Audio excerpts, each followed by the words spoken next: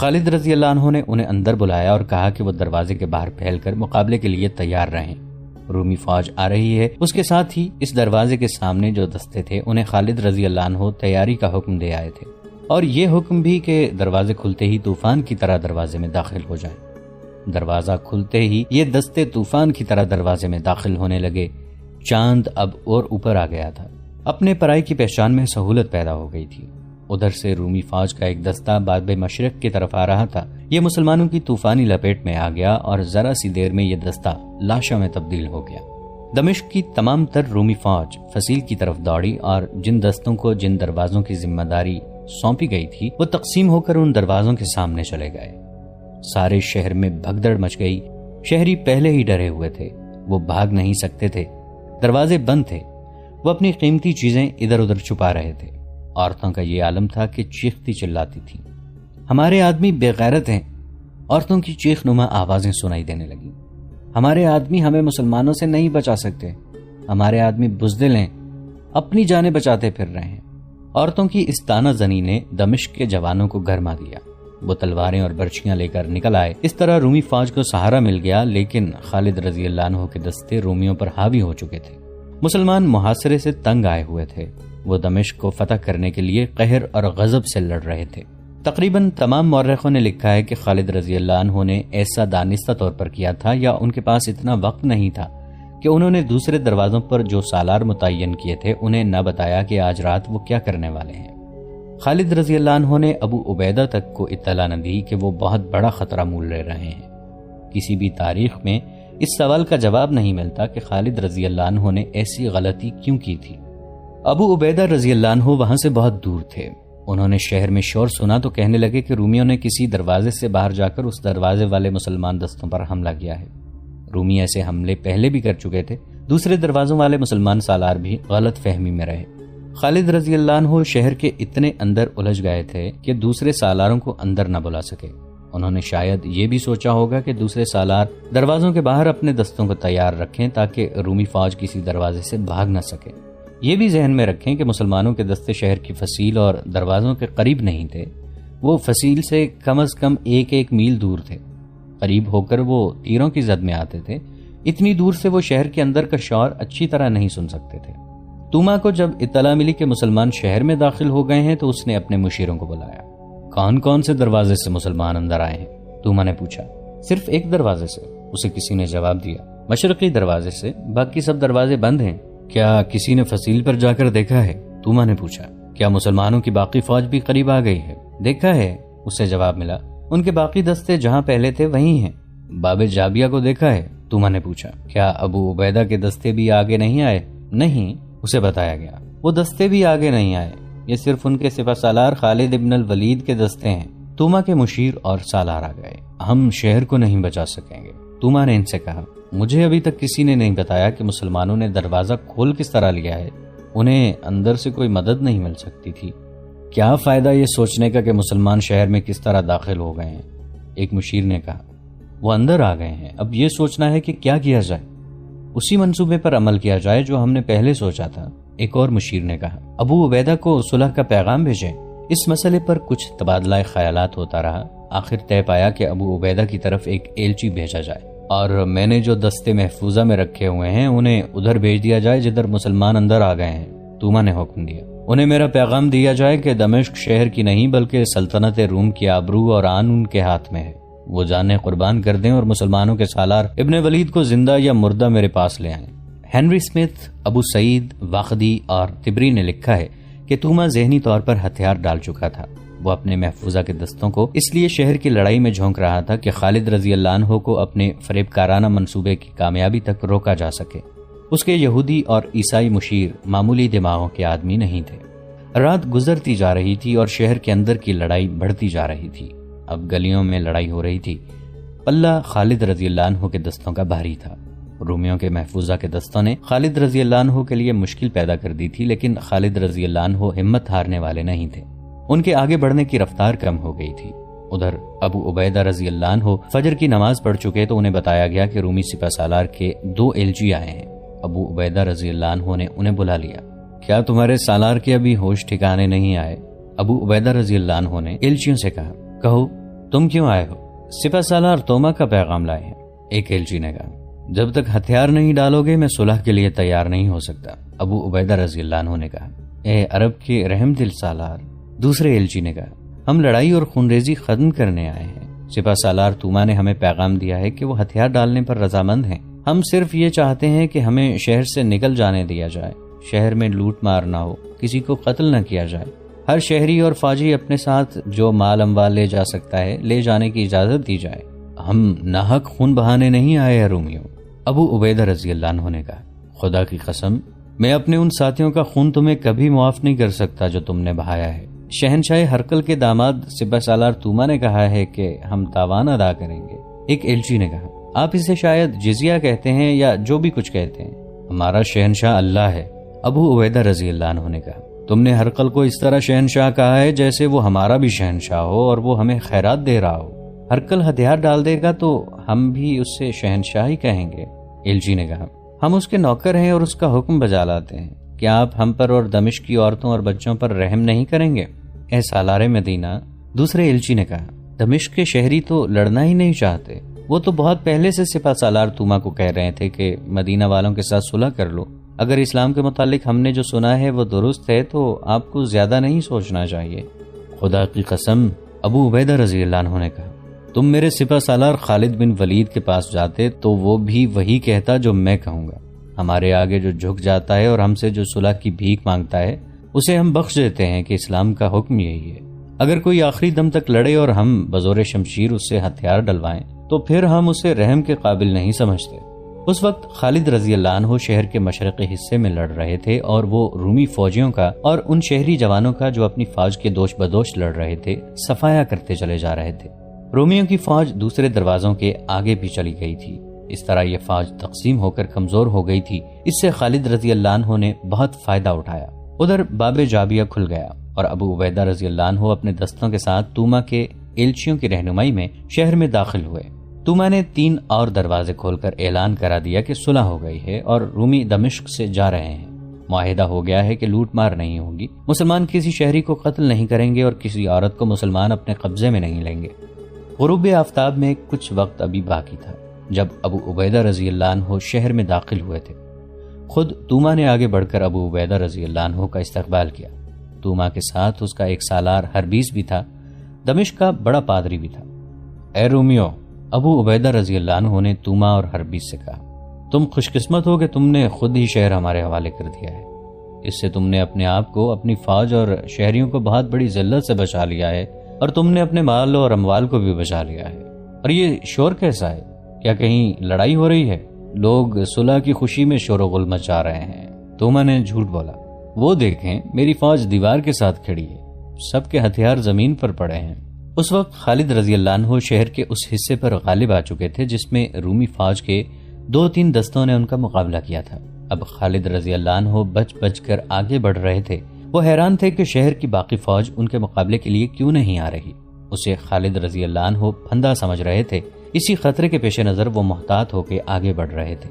باہر سے ان کا رابطہ ٹوٹ گیا تھا، انہیں ایسی توقع نہیں تھی کہ دروازے کھل جائیں گے اور ان کی باقی فوج بھی اندر آ جائے گی۔ خالد رضی اللہ عنہ اپنے آپ کو بڑی ہی خطرناک صورتحال میں پھنسا ہوا محسوس کر رہے تھے۔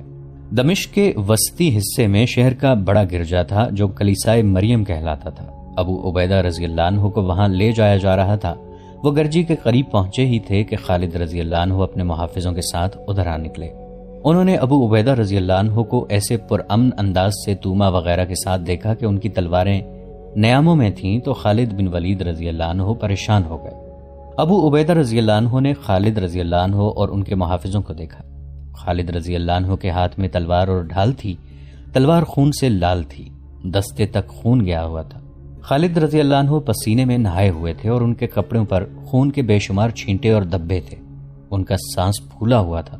خالد رضی اللہ عنہ کے محافظوں کی بھی ایسی ہی حالت تھی۔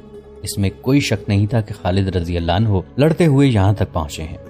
محافظوں کے پاس برچیاں تھیں جن کی انیاں جیسے خون میں سے نکالی گئی تھیں۔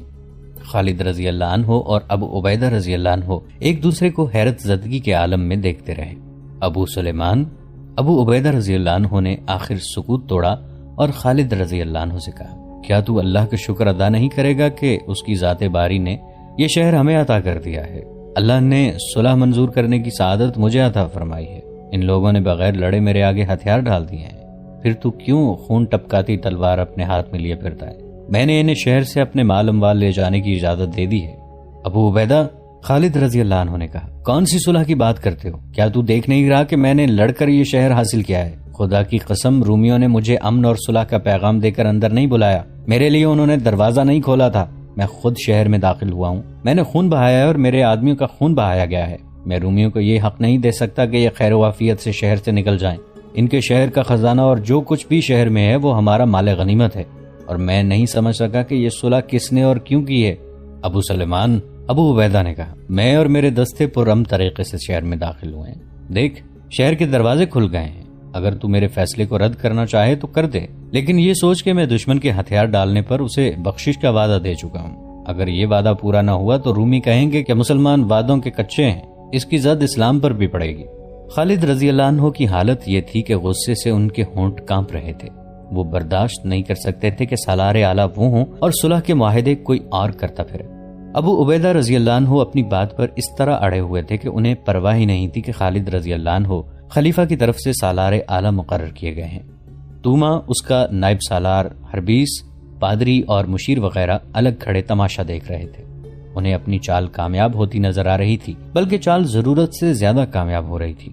وہ اس طرح کے مسلمانوں کا سپہ سالار اور اس کا قائم مقام سالار آپس میں لڑنے پر آ گئے تھے۔ ابو عبیدہ کی جگہ کوئی اور سالار ہوتا تو خالد رضی اللہ عنہ اسے سالاری سے معزول کر کے سپاہی بنا دیتے یا اسے واپس مدینہ بھیج دیتے، لیکن وہ ابو عبیدہ رضی اللہ عنہ تھے جنہیں رسول اکرم صلی اللہ علیہ وآلہ وسلم نے امین الامت کا خطاب دیا تھا۔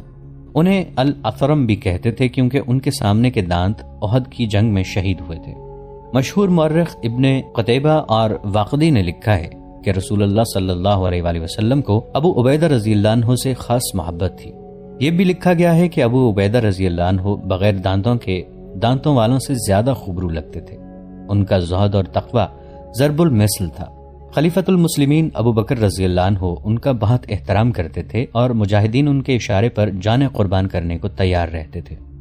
خالد رضی اللہ عنہ کے دل میں ابو عبیدہ رضی اللہ عنہ کا اتنا احترام تھا کہ میدان جنگ میں دونوں کی پہلی ملاقات ہوئی تو خالد رضی اللہ عنہ گھوڑے پر سوار نہیں تھے، ابو عبیدہ گھوڑے پر سوار تھے۔ خالد رضی اللہ عنہ چونکہ سالار اعلیٰ تھے اس لیے ابو عبیدہ رضی اللہ عنہ نے اتر کر خالد رضی اللہ عنہ سے ملنا چاہا، لیکن خالد رضی اللہ عنہ نے انہیں روک دیا اور کہا کہ میرے دل میں اپنے احترام کو قائم رکھیں۔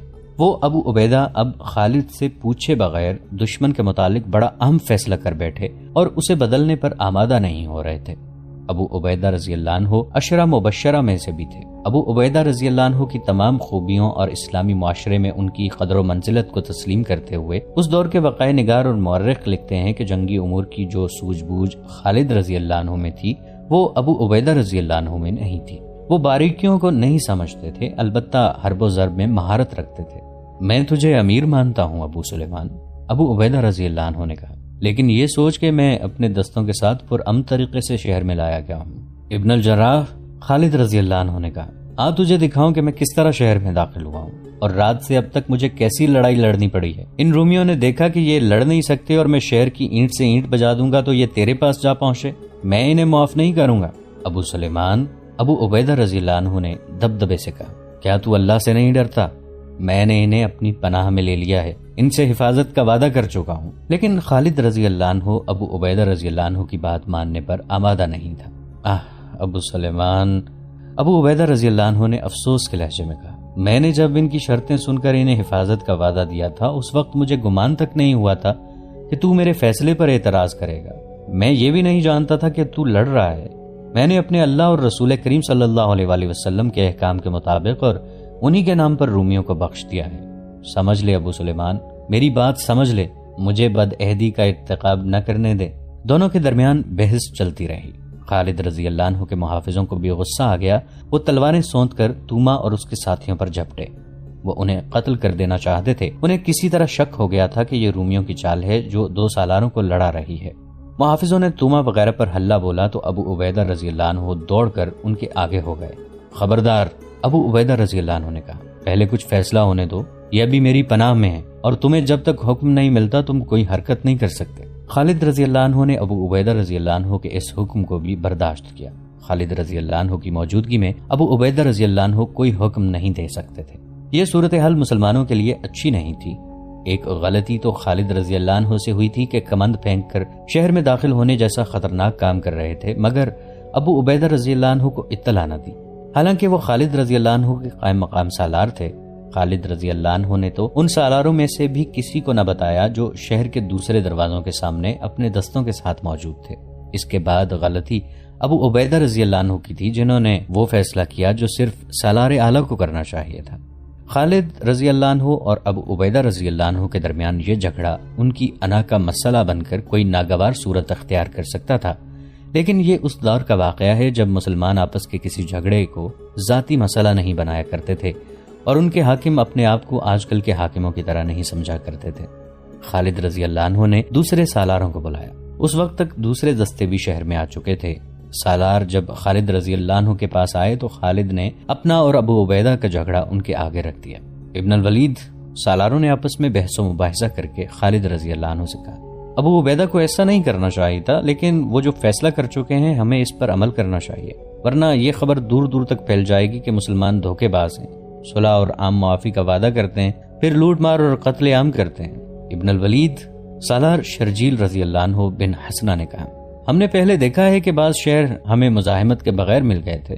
اس کی وجہ یہ تھی کہ ان شہروں میں ہماری وہاں آمد سے آگے آگے یہ خبر مشہور ہو گئی تھی کہ مسلمانوں کی شرطیں سخت نہیں ہوتی اور اپنی شرطوں پر قائم رہتے ہیں اور رحم دلی سے ہر کسی سے پیش آتے ہیں۔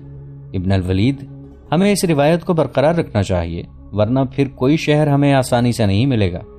خدا کی قسم، خالد رضی اللہ عنہ نے غصے کو دباتے ہوئے کہا، تم سب نے مجھے مجبور کر دیا ہے۔ رومی سالار توما اور ہربیس ذرا دور کھڑے اپنی قسمت کے فیصلے کا انتظار کر رہے تھے۔ خالد رضی اللہ عنہ نے ان کی طرف دیکھا تو غصہ پھر تیز ہو گیا۔ میں تم سب کا فیصلہ قبول کرتا ہوں، خالد رضی اللہ عنہ نے کہا، لیکن ان دونوں رومی سالاروں کو نہیں چھوڑوں گا۔ میں انہیں زندہ رہنے کا حق نہیں دے سکتا۔ تجھ پر اللہ کی رحمت ہو ولید کے بیٹے، ابو عبیدہ رضی اللہ عنہ نے کہا، انہی دونوں کے ساتھ تو میرا معاہدہ ہوا ہے اور انہی کو میں نے حفاظت کی ضمانت دی ہے۔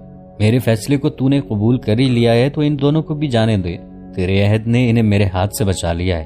خالد رضی اللہ عنہ نے غضبناک آواز میں کہا، لیکن یہ دونوں اللہ کی لعنت سے نہیں بچ سکیں گے۔ ایک اور مورخ بلازری نے لکھا ہے کہ توما اور ہربیس کے پاس ایک آدمی کھڑا تھا جو عربی زبان سمجھتا اور بولتا تھا۔ وہ مسلمان سالاروں کی باتیں سن کر توما اور ہربیس کو رومی زبان میں سناتا جا رہا تھا۔ آخر انہیں عام معافی کے فیصلے سے آگاہ کیا گیا۔ آپ سب نے ہم پر احسان کیا ہے۔ توما نے خالد رضی اللہ عنہ اور ابو عبیدہ رضی اللہ عنہ کا شکریہ ادا کیا اور کہا، ہمیں اجازت دی جائے کہ اپنی منزل تک ہم اپنی پسند کے راستے سے جا سکیں۔ ابو عبیدہ نے خالد کی طرف دیکھا کہ وہ جواب دیں گے، لیکن خالد رضی اللہ عنہ نے منہ پھیر لیا۔ تمہیں اجازت ہے؟ ابو عبیدہ رضی اللہ عنہ نے توما کو جواب دیا، جس راستے پر چاہو جا سکتے ہو، لیکن یہ بھی سن لو، تم جہاں رکو گے یا جہاں قیام کرو گے، اگر ہم نے اس پر قبضہ کر لیا تو ہم سے اپنی حفاظت کی توقع نہ رکھنا۔ تمہارے ساتھ جو معاہدہ کیا جا رہا ہے یہ صرف اس مقام تک ہے جہاں تم جا رہے ہو، یہ دوستی کا معاہدہ نہیں۔ تو دوستو، یہ تھی ہماری آج کی ایپیسوڈ۔ امید کرتے ہیں آپ کو ہماری ایپیسوڈ پسند آئی ہوگی۔ جانے سے پہلے اس ویڈیو کو لائک، شیئر اور کامنٹ کرنا مت بھولیے، اور اگر آپ ہمارے چینل پر نئے ہیں تو اسے سبسکرائب کیجیے اور بیل آئیکن پر کلک کیجیے تاکہ آپ کو تمام ویڈیوز فوراً ملتی رہیں۔